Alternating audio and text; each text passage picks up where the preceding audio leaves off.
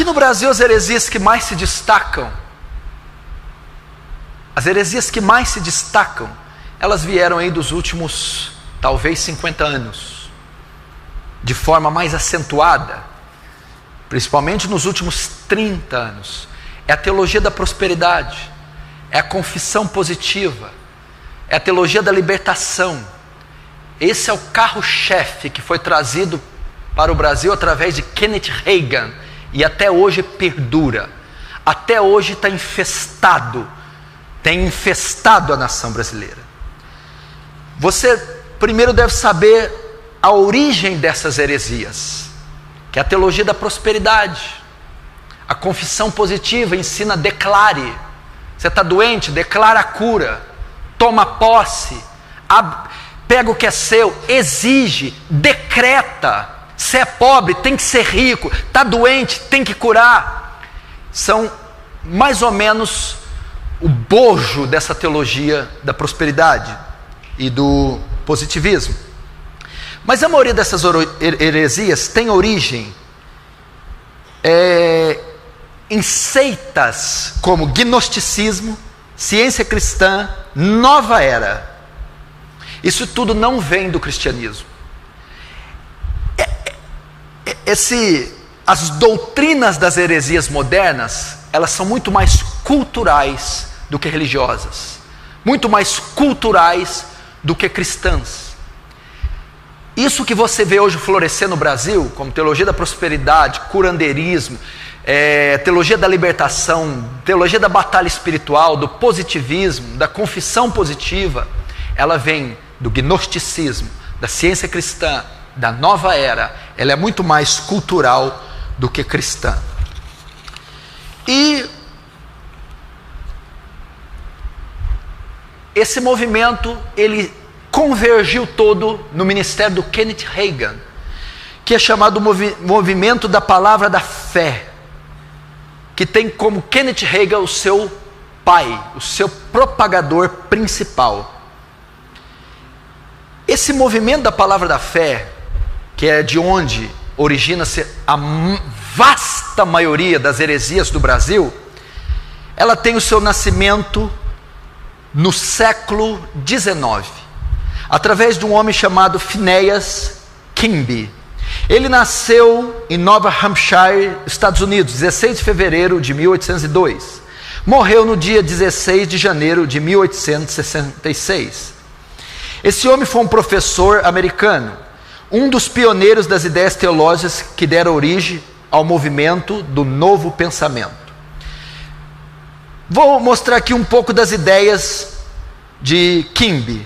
Quimby desenvolveu algumas ideias sobre a habilidade das pessoas de curar suas enfermidades por meio da força de suas mentes e palavras.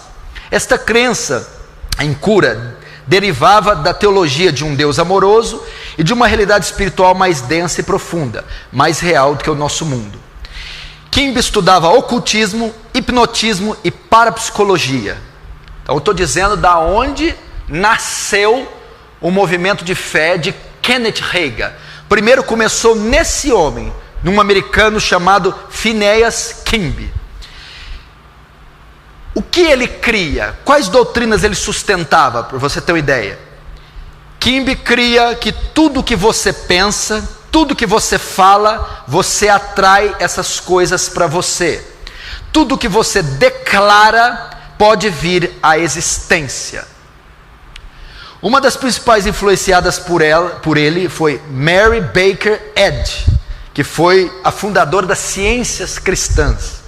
Ela estudou com ele por um tempo e foi curada por ele. Ela ficou tão impressionada com a cura e com os ensinamentos dele, que ela adotou muitas das suas ideias. E quando ela cria a ciência cristã, ela usa no seu pano de fundo muitas das doutrinas de Quimby. O que em suma ensina a ciência cristã? Elas negam as enfermidades ou coisas más. Elas não confessam doenças ou tragédias. Sempre confessam bênçãos. E o texto que eles usam é Provérbios 18, 21. A morte e a vida estão no poder da língua, e aquele que a ama comerá do seu fruto. Então, por exemplo, se você pergunta para ele, você está doente? Não, eu não estou doente. Eles não confessam a doença. Isso veio de Kimbe, que você poderia mudar a sua vida, poderia dar uma sentença diferente para você, dependendo da sua confissão, da sua palavra. Ele cria que através das palavras e pensamentos positivos, você podia mudar o curso da sua vida. Você falasse coisas boas, você atrairia coisas boas. E essa mulher que é criadora da ciência cristã, ela caiu, ela se jogou aos pés e se aprofundou nas doutrinas de Kimbe. E ela então não confessava absolutamente nada de ruim. Porque aquilo que a boca confessa, isso acontecerá, segundo a interpretação de Provérbios. A morte e a vida estão no poder da língua. Aquele que a ama comerá do seu fruto. E por incrível que pareça, há 2 séculos atrás, até hoje, muitos crentes, hoje em 2016, ainda são assim. Eles não podem falar algo negativo, senão estão declarando, senão atrairão para si aquilo que foi fruto das suas palavras. Depois desse homem, eu estou dizendo onde se originou aqueles que influenciaram Kenneth Hagin, que foi o pai do movimento Palavra da Fé, movimento esse que até hoje influencia a maior parte das igrejas do Brasil, principalmente as pentecostais, principalmente as neopentecostais e muitas, não todas, mas muitas pentecostais. Depois desses dois, nós tivemos outro estudioso, Essek Kenyon, nascido em 24 de abril de 1867, falecido 19 de março de 1948. Quem foi Kenyon? Foi um pastor norte-americano da Igreja Batista Nova Aliança, foi evangelista e escritor. Kenyon teria sido o primeiro autor a publicar sobre o que se tornou a teologia da prosperidade. Kenyon tinha muitas ligações com os ensinamentos de Kimbe, com o movimento Novo Pensamento. Esse Kimbe, ele divulgou, ele criou uma doutrina chamada Movimento de Novo Pensamento. Como eu te disse, o que você pensa e declara pode acontecer, pode vir à vida. E esse Kenyon, que foi um pastor batista, que foi um escritor, ele sofreu muita influência, tanto do Kimbe, quanto também da Mary Baker. O que ele ensinava? Ele também ensinava que podemos trazer coisas à existência pela nossa palavra. E ensinava uma das heresias mais horríveis que até hoje é ensinada, que Jesus morreu uma morte espiritual no inferno, e lá no inferno e não na cruz, expiou nossos pecados. Então você vê a transição das heresias, começando por Kimbe, passando por Mary Baker, chegando em Kenyon, que vai fazer o embrião do pensamento positivo e da teologia da fé de Kenneth Hagin. A influência de Kenyon. Seus livros tiveram grande influência sobre Kenneth Hagin, que foi o fundador do movimento Palavra de Fé, sendo uma inspiração ideológica para o referido movimento que culminou nas evoluções filosóficas dos neopentecostais. O que aconteceu? Veio Kenneth Hagin, que nasceu em 1917 e morreu em 2003, não faz muito tempo. Kenneth Hagin mergulhou de cabeça nos ensinos de quem? De Kimbe, de Baker e de Kenyon, que convergiu em Kenyon. Ele pegou o ensinamento que estava nesse Kenyon e ele aperfeiçoou para pior.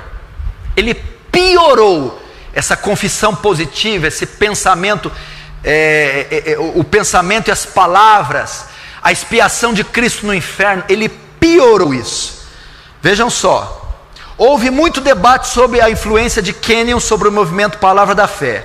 Alguns críticos, incluindo Dr.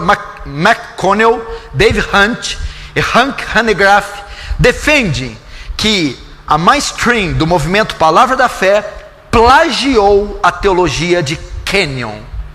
Ou seja, Kenneth Hagin, que é o criador do movimento Palavra da Fé, que até hoje influencia hereticamente o Brasil, ele plagiou os ensinos de Kenyon, que foi influenciado por Baker e por Kimby, entendeu? E ele piorou, aperfeiçoou as avessas, para pior. Eu estou dizendo isso para nós chegarmos no que muitos acreditam ainda hoje, para as heresias que muitos acreditam ainda hoje. Aí chegamos em quem? Kenneth Hagin. Ele vai tomar o bastão de Kenyon. Nasceu em 1917 e morreu em 2003. Engraçado que falso profeta demora a morrer, né? Não cai avião, não pega gripe, não corta dedo, não pega tétano. Não entendo. Aí você, David Brenner morreu com 29 anos. Kate Green morreu por aí também, 29 anos. Quantos anos vocês têm?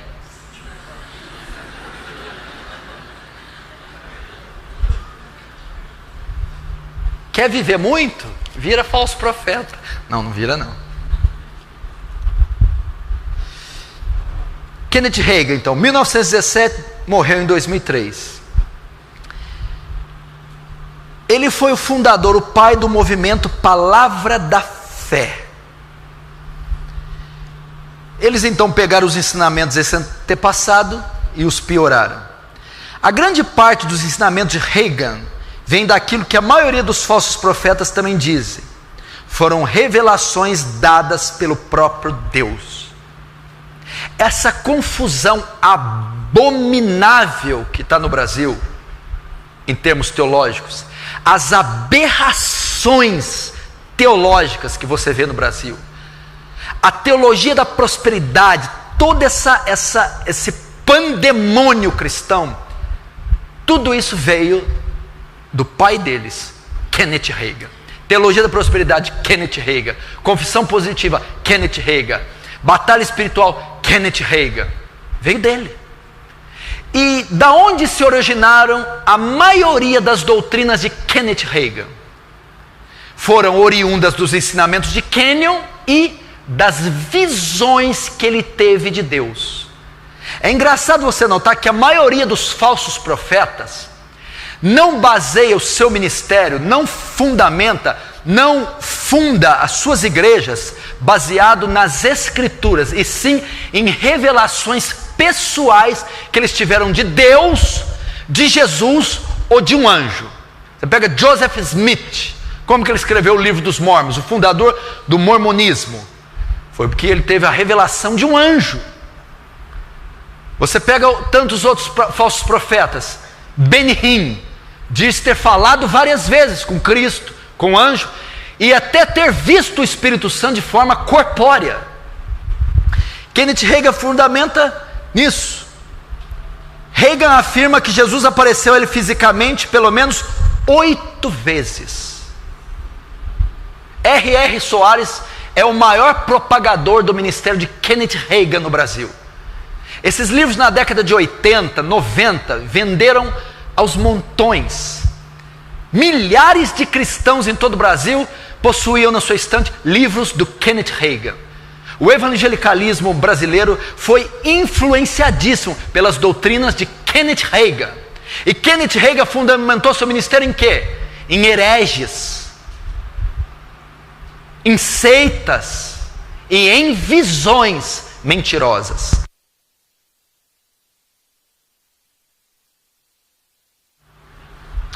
Então veja só, como que Kenneth Hagin pode afirmar um absurdo desse? Ele afirma que Jesus apareceu a ele fisicamente pelo menos 8 vezes. Se ainda fosse como para Saulo na estrada de Damasco, já duvidaríamos. Foi uma aparição de Jesus. Ele viu fisicamente. Apareceu para ele. Fisicamente. 8 vezes para ele. Dando a ele as inspirações para o seu ministério. Presta atenção, em um livro que ele publicou chamado Autoridade do Crente, ele conta que conversou com Jesus 1h30. Esse livro está à venda. Chama A Autoridade do Crente. Conta que conversou com Jesus 1h30. E de repente nessa conversa, isso está narrado no livro, aparece um demônio em forma de macaco, que fica balbuciando e atrapalhando a conversa dele com Jesus. Passado um tempo, ele vendo que Jesus não faz nada, ele ordena que o demônio se cale e expulse o demônio. Então ele conta no livro que fica pensando, por que será que Jesus não fez isso? Por que será que Jesus não expulsou esse macaco, esse demônio em forma de macaco? É então que ele faz essa pergunta para Jesus. E Jesus responde: se você não tivesse tomado essa atitude a respeito do macaco, eu não poderia ter tomado. Ele disse, em outras palavras para Kenneth Hagin, só você poderia ter expulsado o demônio, eu não poderia. Coisas como essa ele escreve no livro, demonstrando que tinha autoridade superior ao Filho de Deus. Benny Hinn, a nação brasileira até hoje bebe das doutrinas de Benny Hinn. Talvez o livro evangélico mais vendido no Brasil foi o livro Bom Dia Espírito Santo, do Benny Hinn. Benny Hinn estava no Brasil, se eu não me engano, no ano passado, ou em 2014. Vem constantemente ao Brasil fazer eventos no meio pentecostal e neopentecostal. Benny Hinn, em uma pregação, afirmou que Jesus ia aparecer em Nairobi, Quênia, para ele, fisicamente. Ele ia fazer uma cruzada em Nairobi, Quênia, e ele disse que Jesus ia aparecer para ele fisicamente. E quando ele está pregando, ele diz aos ouvintes: nós temos uma grande possibilidade de voltar de Quênia tendo imagens filmadas de Jesus no púlpito, materializado fisicamente. Dentre as heresias de Benny Hinn, porque Benny Hinn também é o desdobramento da confissão positiva de Kimby, de Kenyon e de Baker, que foi toda convergida e aperfeiçoada para pior em Kenneth Hagin. Foi também influenciado por Hagin, Benny Hinn. Benny Hinn já ensinou as 9 pessoas da Trindade, para você ter uma ideia. 9 pessoas da Trindade. Benny Hinn ensina a doutrina do super-homem e da super-mulher. Ensina que Adão, quando foi criado, podia andar debaixo d'água sem respirar, podia voar até a lua. Ensinou que Eva também era uma mulher perfeita, e que no plano original, Eva dava a luz pelo lado. Benny Hinn ensinou isso. Dava a luz pelo lado, porque foi da costela de Adão que foi criada. Com o pecado, ela passou a dar a luz para outra parte. É isso que Benny Hinn ensina. Ele escreveu Bom Dia Espírito Santo, Bem-vindo Espírito Santo, Unção e o Sangue. São os livros mais famosos dele em português. Nesse livro, o Sangue, ele estava fazendo uma cruzada, e ele chamou para participar dessa cruzada 49 freiras. Se você ler no livro, lá no último capítulo, o livro O Sangue, ele relata isso, que ele está fazendo uma cruzada, e na cruzada ele convida 49 freiras de um convento católico para cantar com ele em cima do púlpito, Quão Grande És Tu. E elas cantam e entoam junto com ele. Essas freiras convidam Benny Hinn para ir no seu convento. Ele vai, ele começa a orar com elas, e começa a ministrar sobre elas, começa a orar em línguas. E as freiras oferecem a hóstia para ele, a Eucaristia. Ele come, toma da hóstia. Ele conta no livro que ao tomar a hóstia, ele sente um fogo entrando dentro dele, uma paralisia com ele, e ele sente os dedos dele nessa hora tocar no manto, e dentro desse manto havia um corpo, e diz Benny Hinn que esse corpo era o corpo de Jesus. Ele tocou o corpo de Jesus sobre o manto depois de ter comido uma hóstia num convento católico junto com as freiras. É um dos autores que mais vendem livros no Brasil. Estava aí agora recentemente. Tem como seu discípulo brasileiro Agenor Duque, que propaga ideias parecidas, que também tem pano de fundo as mesmas doutrinas de Reagan: confissão positiva, teologia da prosperidade, curanderismo e essas experiências com Deus. Benny também descreve no Bom Dia Espírito Santo que ele está orando no seu quarto e vê o Espírito Santo em forma corpórea, e a mãe chama ele para o almoço, ele vai, e o Espírito Santo diz para ele: espere só mais 5 minutos, por favor. Ele está orando, está tendo comunhão com o Espírito Santo e vai sair para almoçar, e o Espírito Santo implora para ele não ir. Ele escreve isso no Bom Dia Espírito Santo. Heresia, blasfêmia. Vamos ver mais um pouco dos desdobramentos desse ministério de Kenneth Hagin, que fez discípulos pelo mundo inteiro. Os desdobramentos do movimento Palavra da Fé. Um dos desdobramentos, uma das suas doutrinas é a confissão positiva. Esses falsos profetas, principalmente os da prosperidade, ensinam que podemos trazer coisas à existência pelas palavras. Por isso o termo confissão positiva. Usa o texto de Provérbios, poder da língua. Por isso é que Kenneth Hagin é considerado sendo influenciado por Kimby, que é o movimento do novo pensamento. O que a confissão positiva ensina? Pense positivo, declare, decrete, determine. Você vai ver muito essa doutrina na Igreja Internacional da Graça, o R.R. Soares ensinando isso. E quanto da igreja brasileira não bebeu da confissão positiva? Determina, declara, decreta. Talvez alguns que estão aqui ainda fazem isso quando estão orando: Senhor, eu determino a cura. Senhor, eu declaro a vitória. Senhor, eu decreto a bênção. Isso é confissão positiva. Isso é heresia. Isso veio de gnosticismo, de nova era. Isso veio de seitas orientais. Isso não é evangélico, isso não é bíblico. Parece até uma forma nova de Gênesis capítulo 1. E disse Deus: haja luz, e houve luz. Esses homens estão se assemelhando a deuses. Só Deus pode decretar alguma coisa. Só Deus pode declarar alguma coisa. Só Deus pode determinar alguma coisa. Nós não podemos decretar nada. Por isso a Bíblia são chamadas os decretos divinos. Deus decretou presente, passado, futuro. Deus trouxe a existência pelo poder da sua palavra. Haja luz e houve luz. Deus determina, predestina, elege. Nós não fazemos nada. Isso é confissão positiva.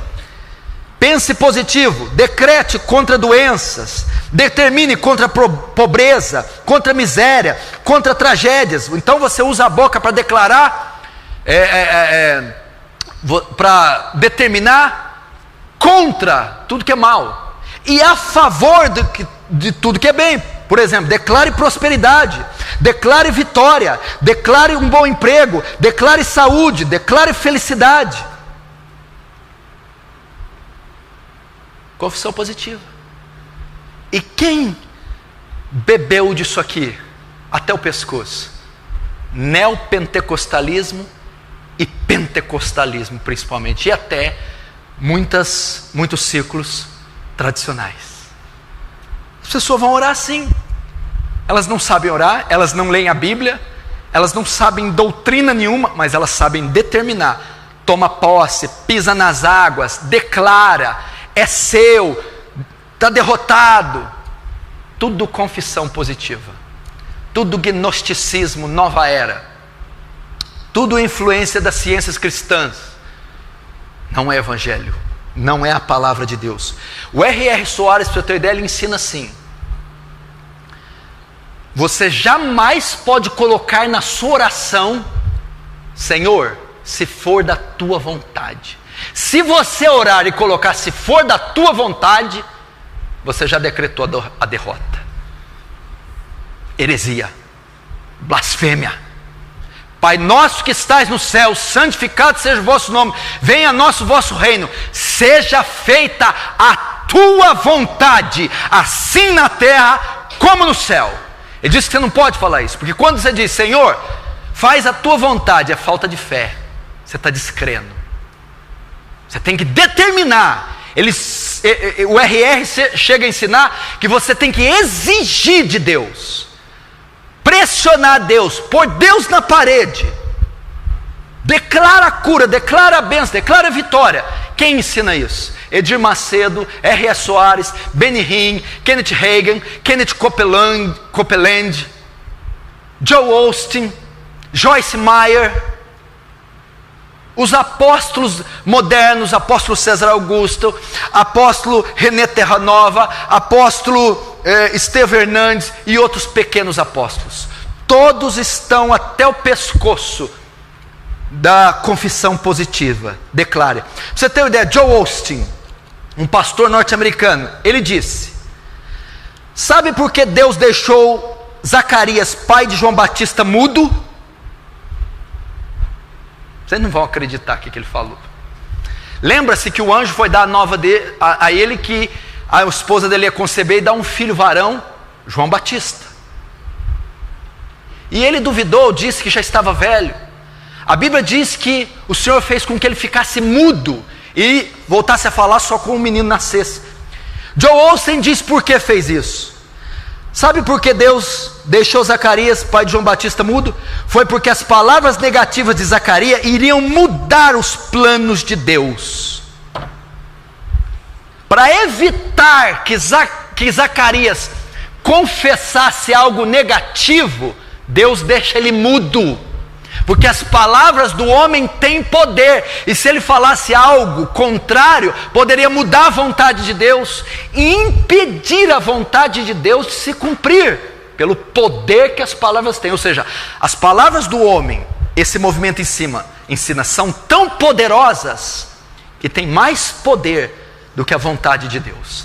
Soberania de Deus não existe.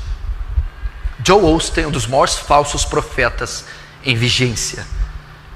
Joyce Meyer, olha o título de um livro dela, tem programas na TV dublados no Brasil, falso profeta. O título de um livro dela: mude suas palavras e mude sua vida. Confissão positiva. Declara, decreta, determina e muda sua vida. Onde está a fé aqui? Onde está a dependência de Deus? Onde está a soberania de Deus? Nós não decretamos nada, não determinamos nada.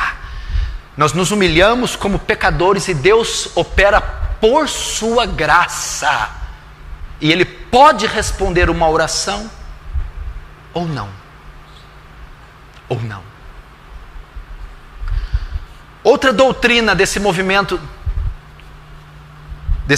da fé, de Kenneth Hagin. Quantos estão entendendo disso?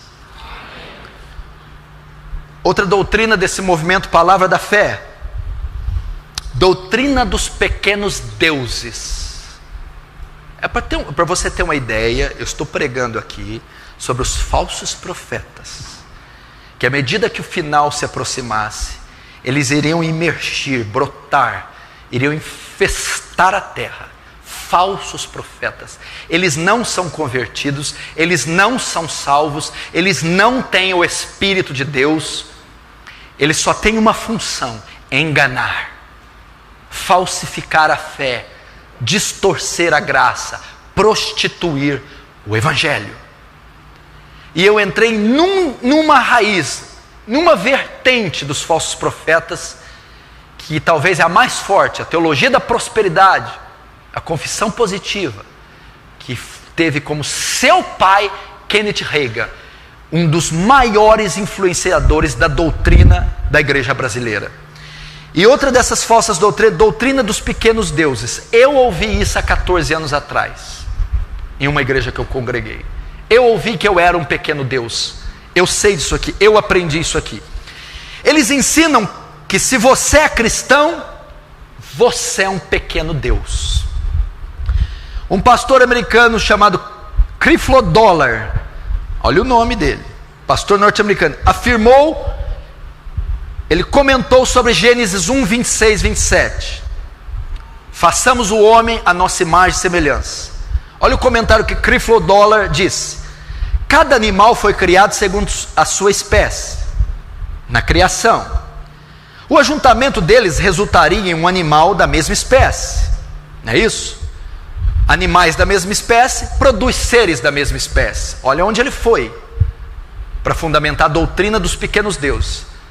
Cavalo com cavalo, quando se juntam, vão ter, vai nascer dali um animal da mesma espécie, um cavalo. Cachorro com cachorro se ajuntam, vão reproduzir um animal da mesma espécie, outro cachorro.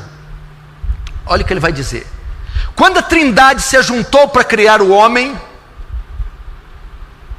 eles criaram alguém da mesma espécie deles, ou seja, um Deus, um pequeno Deus.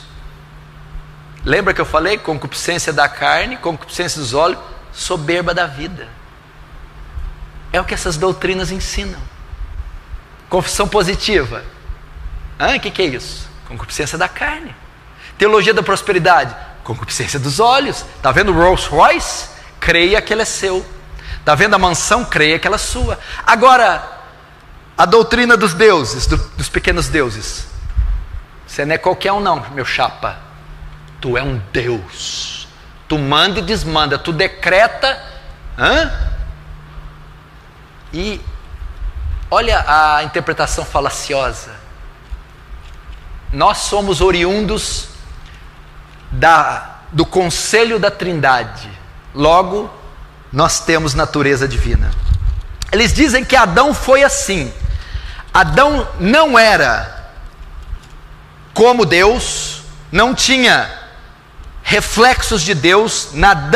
Adão era uma réplica exata de Deus. Eles ensinam isso. Isaías 42, 8 diz assim: eu sou o Senhor, este é meu nome, a minha glória, pois a outrem não darei, nem o meu louvor às imagens de escultura. Ninguém é semelhante ao Senhor. Na Bíblia nós vemos um personagem que quis ser igual a Deus. Quem se lembra quem é? Se deu mal. Satanás quis se assemelhar a Deus, foi expulso e banido do céu para sempre. Doutrina dos pequenos deuses é a mesma de Benihim, que é oriundo, que a doutrina de Benihim é oriunda de Kenneth Hagin, do super-homem, do semideus, do homem que pode tudo. Agora presta atenção, outra doutrina desse movimento Palavra da Fé. E não pense você que isso não está na maioria dos púlpitos brasileiros ainda. Está. É a deidade do homem. É o triunfalismo do homem.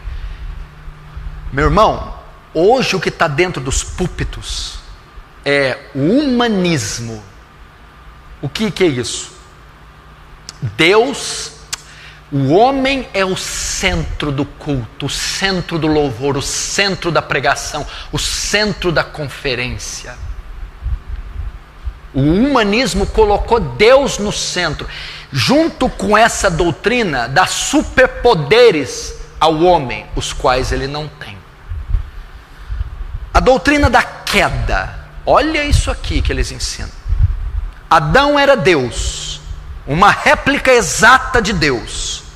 E quando Adão pecou, perdeu sua deidade e transferiu, sabe para quem? Para Satanás. É isso que Kenneth Hagin e todos seus desdobramentos e discípulos ensinam. Adão era Deus. Quando pecou, perdeu sua deidade e transferiu para Satanás.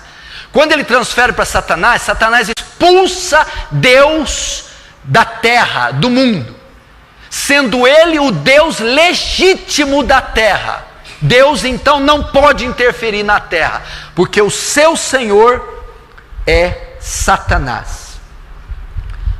Nessa ocasião, Deus foi expulso da terra, dando direito legal e controle desse mundo nas mãos do diabo. Satanás é o Deus legítimo desse mundo. E ele se baseia em qual texto? 2 Coríntios 4:4, dos quais o Deus desse século cegou o entendimento dos incrédulos. Interpretação falaciosa, herética. Nos quais o Deus deste século, a palavra século aqui, no grego quer dizer aion, era. Não está dizendo que Satanás é o Deus do cosmos, é o Deus do aion, da era, do sistema. Ele não é Deus da criação, ele não é o Deus legítimo da terra, ele não é o Deus legítimo dos homens, ele não é soberano sobre nem ele próprio, nem sobre a si próprio. Satanás, ele é o Deus do sistema, mas não é o Deus do cosmos. Por isso é importante estudar as línguas no original. Portanto, presta atenção, quando uma pessoa é salva nesse sistema, ela recupera a sua divindade. Por isso elas querem tomar posse das riquezas e da terra. Por isso o movimento da prosperidade, saúde, do não sofrimento, pois recuperaram aquilo que, segundo eles, Adão possuía, a divindade. Como um Deus pode ficar doente, ser pobre, miserável? No ato de salvação você recupera a deidade de Adão. Então você tem direitos nesta terra. Por isso que você está vendo que a reação em cadeia, você está vendo os desdobramentos que são logicamente ligados um ao outro. É isso que a teologia deles ensina.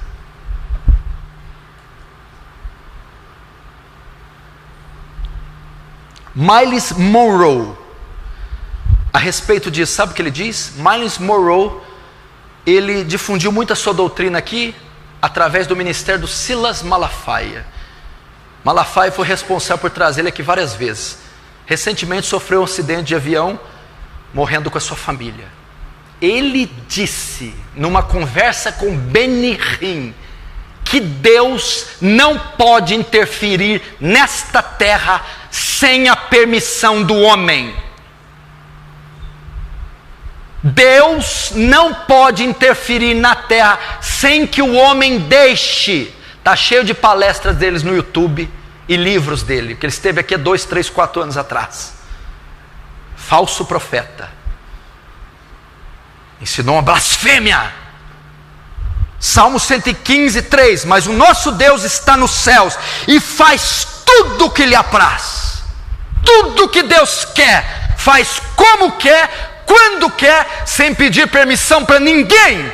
O que for contrário a isso é heresia, blasfêmia. Sobre a morte de Jesus na cruz, veja o que eles ensinam. Sobre a morte de Jesus. Esse todos ensinam. Joyce Meyer, Benny Hinn, Joe Oster, Kenneth Copeland,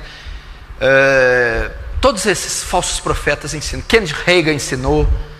Eles ensinam que a morte na cruz não foi suficiente para expiar nossos pecados.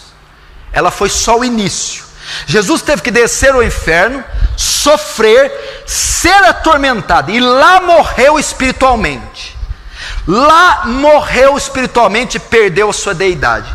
Ele teve que nascer de novo para pagar nossos pecados. Essa foi a verdadeira expiação para os nossos pecados. Não foi na cruz, e sim no inferno que ele expiou nossos pecados.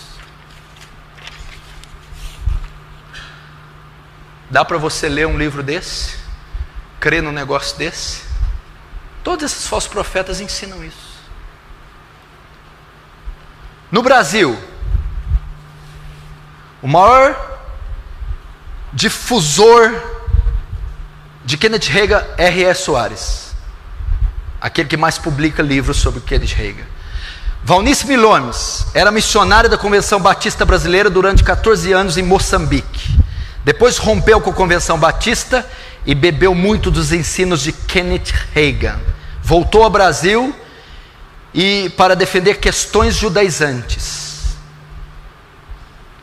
Valnice Milhomem, pra você ter uma ideia, ela profetizou a data da volta de Jesus. Disse que ele voltaria num sábado. Ela profetizou isso. Teologia da prosperidade. A grande criadora da teologia da prosperidade, a difusora no Brasil, foi a Igreja Universal do Reino de Deus, com o seu bispo Edir Macedo. A teologia da prosperidade, ela resume aqui a confissão positiva. Qual que é o resumo da confissão positiva?